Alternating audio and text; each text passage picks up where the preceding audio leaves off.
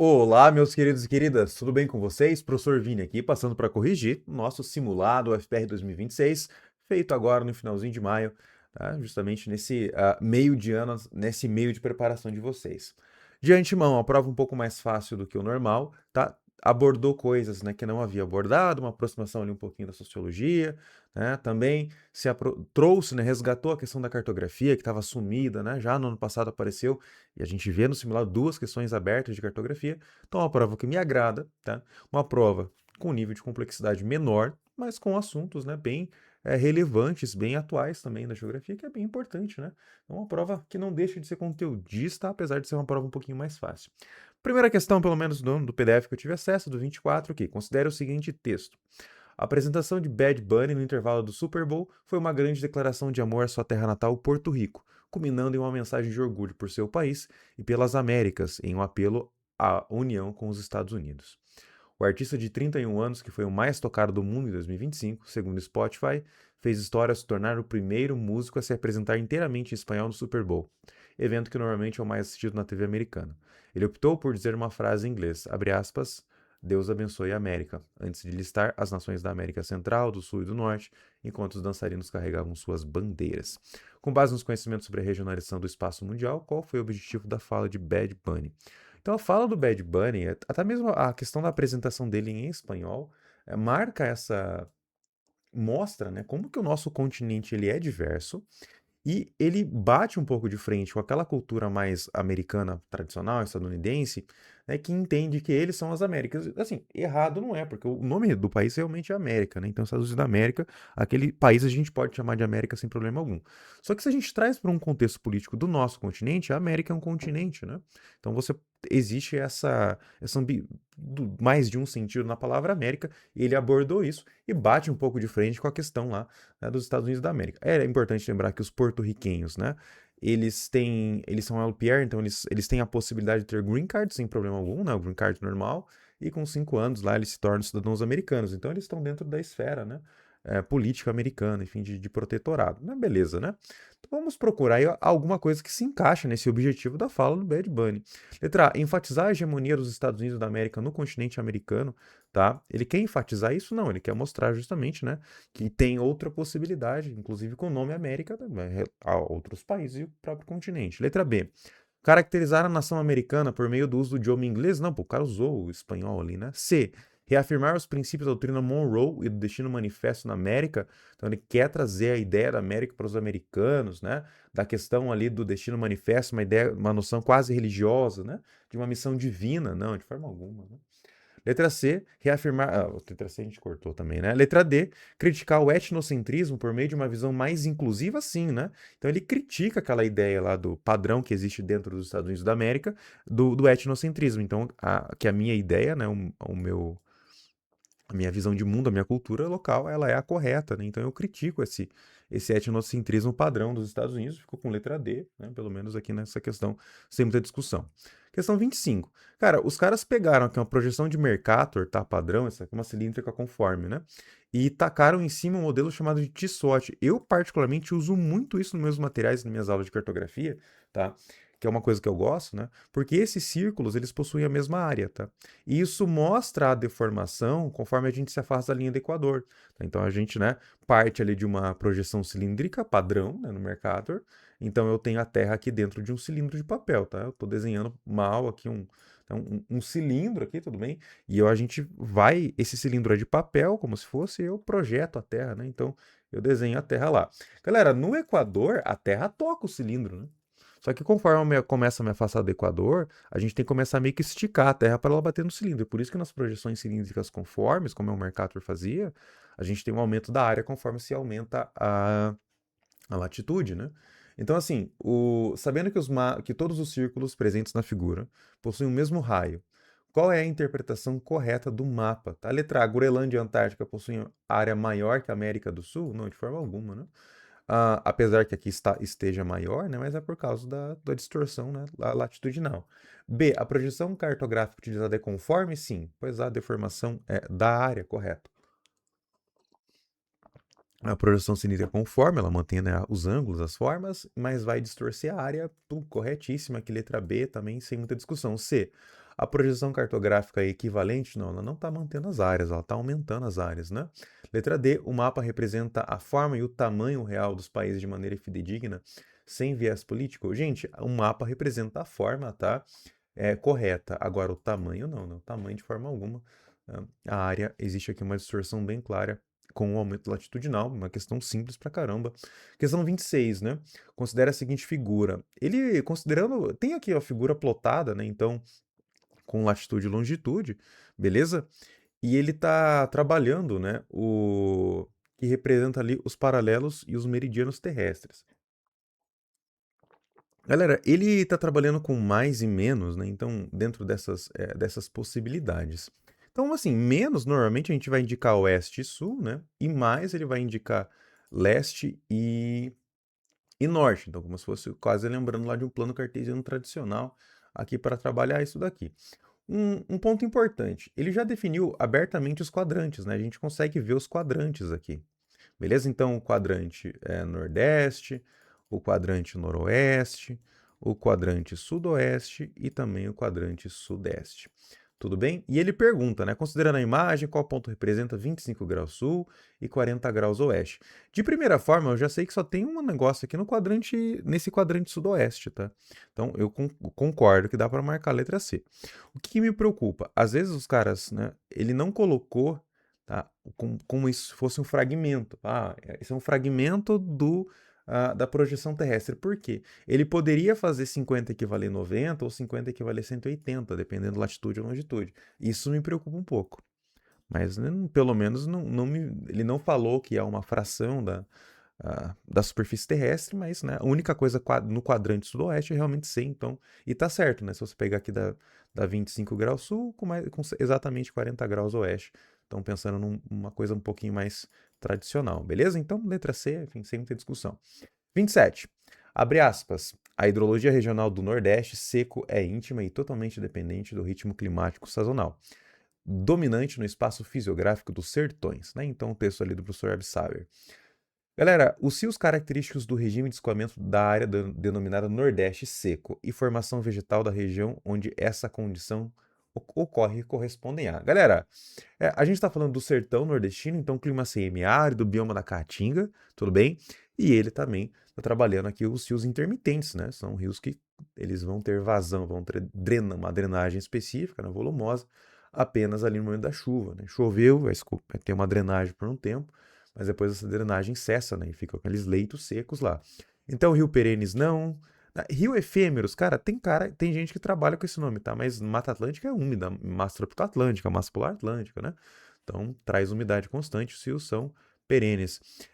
Letra C, rios intermitentes que ocorrem na Caatinga, perfeito, tá? Letra D, rios permanentes que ocorrem na Mata dos Cocais.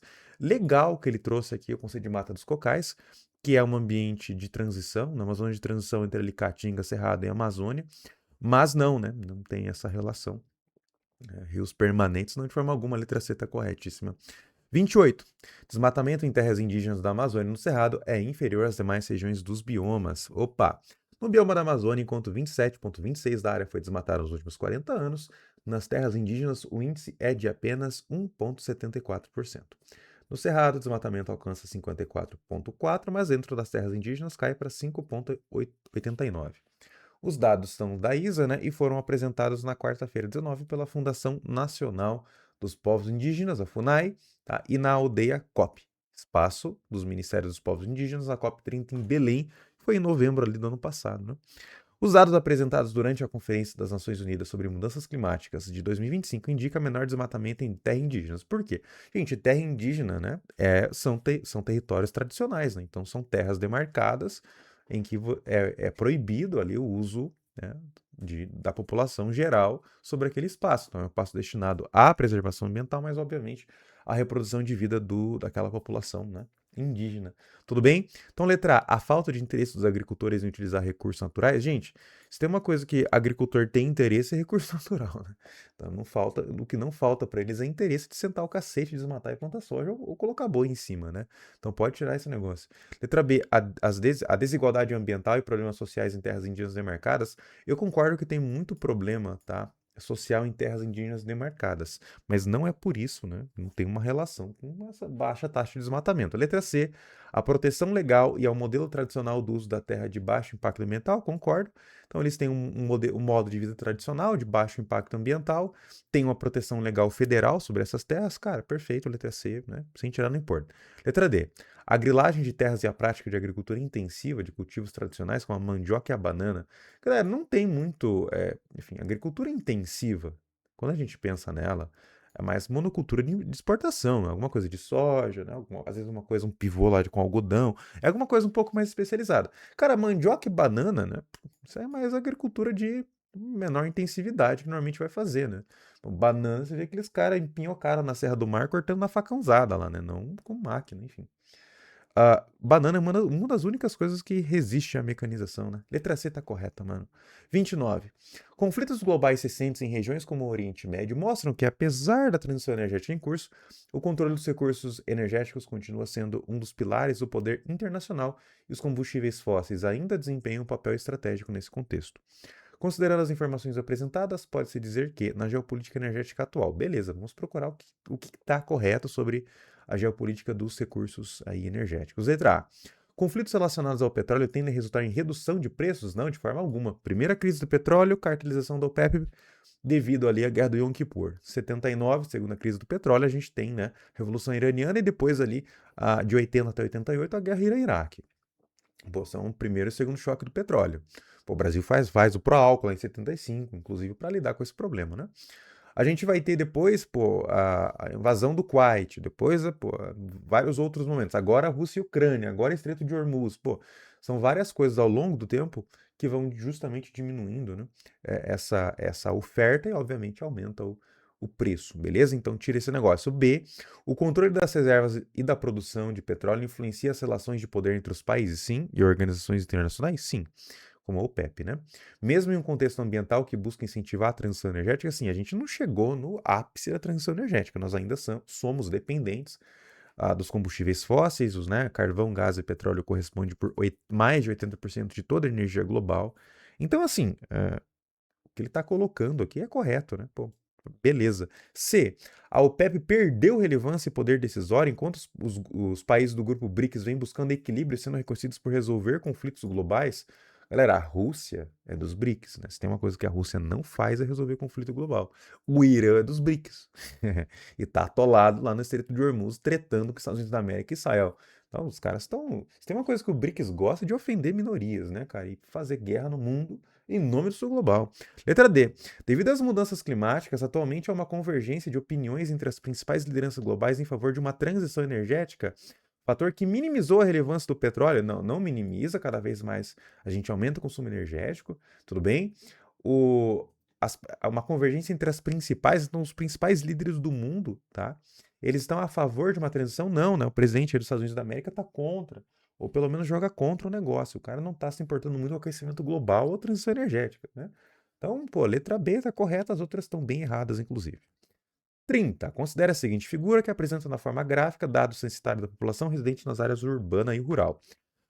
Padrão crescimento da população urbana a partir, né, da urbanização brasileira na década de 30 e 40, e depois até um crescimento da população rural devido às melhorias de condições de vida, só que depois uma redução a partir da década de 70, 80, né? A tendência do aumento da população urbana, que cresceu de forma significativa enquanto a rural passou a diminuir a partir dos anos 80. Galera, uma população só diminui por dois cenários. Ou tá morrendo, tá? Ou tá saindo. Como a gente tá falando de população rural no Brasil, é êxodo rural, né? O que explica isso é êxodo rural. Pode puxar a Revolução Verde, pode, né? Mecanização agrícola, mas beleza, letra A. Ao processo de imigração em massa de populações de origem europeia, africana e asiática, então nós tivemos entre 40, né? Então, nesse recorte aí dos, pelo menos que ele colocou de 40 a 22, uma imigração em massa de populações europeias, africanas, asiáticas, não, isso é mais normal até o século XIX, né? No século XX já reduz bastante a entrada aí dos estrangeiros, né? E, obviamente, depois de Vargas, né? Vargas vai triturar todo mundo. B. Há processos demográficos de aumento de natalidade, de mortalidade após anos 80, reduz os dois, né? Reduz tanto natalidade quanto mortalidade, na verdade. devido à melhoria das condições de vida. Letra C, ao processo de degradação ambiental nas áreas rurais? Não. D, ao processo de urbanização e impulsionado pelo êxodo rural? Concordo plenamente. Ele poderia puxar, né, alguma coisa de oferta de serviços urbanos, poderia puxar também algo de revolução verde, de mecanização produtiva. Beleza, cara. Tá ótimo esse negócio aqui, tá? Letra D, né? Deu boa. 31. Considere a seguinte reportagem. O município de Rio Bonito do Iguaçu foi atingido por um tornado, confirma CIMEPAR. O CIMEPAR classificou como um tornado a ocorrência que causou grande destruição no município de Rio Bonito do Iguaçu no fim da tarde de sexta-feira. O município foi um dos mais atingidos no estado durante o deslocamento de uma frente fria que passou por todas as regiões paranaenses, com vários núcleos de tempestade. Primeira coisa que me salta, né, os olhos de olhar para isso, ele afirmou que foi uma frente fria. Beleza? Pô, se é uma frente fria, ela tá encontrando uma massa quente, né, cara? Aí vai ter chuva frontal, vai criar ambientes, né, com diferenças de pressão atmosférica também. Então, alguma coisa de instabilidade, né? Considerando o episódio de desastre abordado na reportagem, a ocorrência de tornado diferencia-se de outros fenômenos mais amplos como ciclones e furacões, por serem letra A. Fenômenos atmosféricos de pequena escala e curta duração, correto, o tornado aparece do nada e some do nada, tá? Originados em tempestades severas, sim. Especialmente supercélulas, sim, e associados ao encontro de massas de ar com diferentes características térmicas e, consequentemente, de pressão também, tá? E ao forte cisalhamento do vento. Cara, tá correto esse negócio, beleza? Então a letra A tá corretíssima, definiu várias coisas que realmente existem em tornados. Então, o tornado ele é uma área de baixa pressão, né? Vai começar a girar ele, que vai começar a puxar ventos, e normalmente em regiões que tem encontro, né, de massas mais quentes com massas mais frias. Aí varia um pouco isso entre Estados Unidos e Brasil. Mas aquela região do meio oeste americano do Kansas, né? Nebraska ali, e também essa região mais de Santa Catarina, sudoeste do Paraná, norte da Argentina, tá? Um pedaço do Paraguai, entra também nesse cinturão de tornados, corredor de tornados aqui da América do Sul. A letra A tá corretíssima. Letra B. Fenômenos meteorológicos de tempestades intensas que ocorrem sempre na região oceânica? Não. Oceânica é furacão, né, criança? Então, as zonas ciclônicas lá em águas quentes, tropicais, são os furacões. Letra C. Fenômenos hidrológicos associados a estiagens rigorosas. Então, o fenômeno relacionado à água e à falta de chuva? Não, pelo amor de Deus. D. Fenômenos climáticos relacionados a massas de ar estáveis e ocorrência de ondas de calor, originados por bloqueios atmosféricos e a atuação de anticiclones de forte intensidade, que podem ser monitorados e previstos por meio de cartas sinópticas. Gente, massas de ar mais instáveis, né? São zonas de instabilidade, zonas frontais. Tudo bem? Ah, e na verdade, se tem um bloqueio atmosférico, tu não vai ter muita variação de vento, né? Eles podem ser monitorados e previstos? Não. Quem você consegue monitorar e prever é furacão, tá? Realmente a gente consegue ver ele com vários dias de antecedência, até mesmo traçar um trajeto, olhando ali a temperatura do oceano para furacões. Mas tornado não, né? Tornado é meio bucha. Tudo bem? Galera, as questões relativamente mais simples, algumas questões um pouco mais conteudistas, por exemplo, essa, outras questões bem curtas no modelo um pouco mais PUC, né, São Paulo, essa aqui com, né, caras mais de provas um pouco mais simples, mas no geral uma prova boa, tá? Se você está num ritmo bom de estudo, mantenha ele até o final, que com certeza aí o 7 ou 8 vem sem muita dificuldade. Pelo menos se manter assim até o final do ano, né? Tranquilo, criançada? Muito obrigado, bons estudos e até mais.